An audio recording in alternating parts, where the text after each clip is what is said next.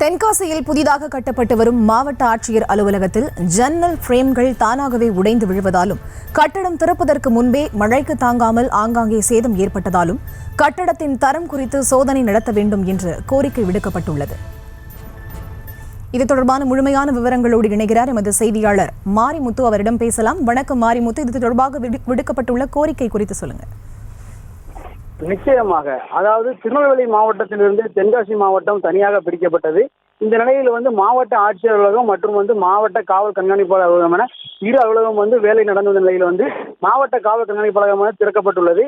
இந்த நிலையில் தற்பொழுது 80% பணிகளானது மாவட்ட ஆட்சியர் அலுவலகத்தில் புதிய கட்டடத்துக்கான வேலை முடிந்துவிட்டது. ஆனால் தற்பொழுது அந்த பகுதியில் இருக்கக்கூடிய ஜன்னல் மற்றும் கம்பிகள் ஆகியவை தரம் இல்லாமல் இருப்பதாக ஒரு குற்றச்சாட்டு எழுந்துள்ளது.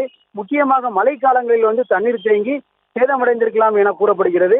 மேலும் கட்டிடத்தின் தரத்தை உறுதி செய்ய வேண்டும் என பகுதி மக்கள் கோரிக்கை விடுத்துள்ளனர்.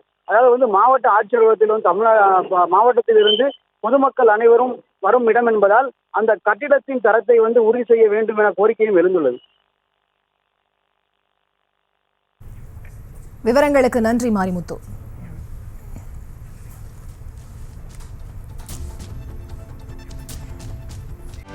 செய்திகளை உடனுக்குடனும் துல்லியமாகவும் தெரிந்து கொள்ள சப்ஸ்கிரைப் பண்ணுங்க.